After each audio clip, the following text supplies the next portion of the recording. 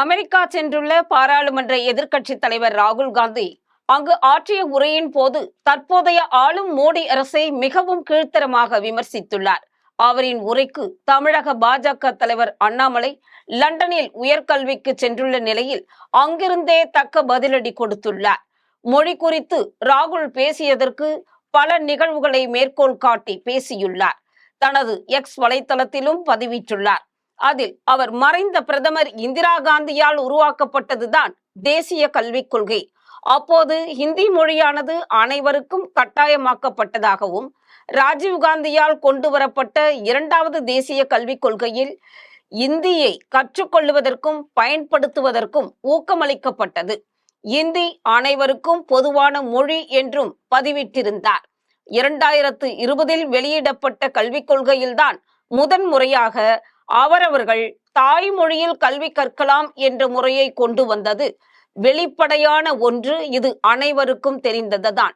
ஹிந்தி திணிப்பை கொண்டு வந்தது யார் என்று எல்லோருக்கும் தெரியும் என்றார். மேலும் 2011 காங்கிரஸ் கூட்டணி ஆட்சியில் அலுவல் மொழி குறித்த பாராளுமன்றத்தின் 9வது குழுவின் அறிக்கையில் இந்தியை ஊக்குவிக்க 117 பரிந்துரைகள் செய்யப்பட்டது என்ன மறந்துவிட்டதா என்று கேள்வி கேட்டுள்ளார். ஆனால் பிரதமர் மோடி தமிழ் மொழிக்கு மிகவும் முக்கியத்துவம் கொடுத்து வருகிறார்.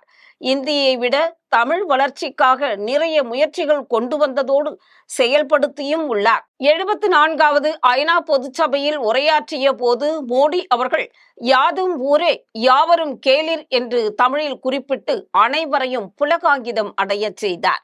அது மட்டுமல்ல, சுப்பிரமணிய பாரதியாரின் பிறந்த தினத்தை தேசிய மொழிகள் தினமாக அறிவிக்கப்பட்டதையும், வட இலங்கையில் தமிழ் கலாச்சாரம் மற்றும் வரலாற்றை அனுமானிக்க 120 கோடியில் யாழ்ப்பாண கலாச்சார மையம் தொடங்க ஏற்பாடுகளையும் மோடி செய்தார் என்பதை குறிப்பிட்டார்.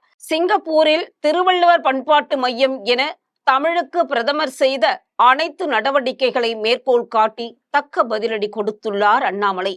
அயல் நாட்டிற்கு சென்று இந்தியாவின் மொழி கலாச்சாரம் நசுக்கப்படுவதாகவும், வேலை வாய்ப்பு மற்றும் சீக்கியர்கள் டர்பைன் அணிய பயப்படுவதாகவும் ராகுல் கூறிய கருத்துகளுக்கும் சேர்த்து தக்க பதிலடி கொடுத்திருக்கிறார் அண்ணாமலை.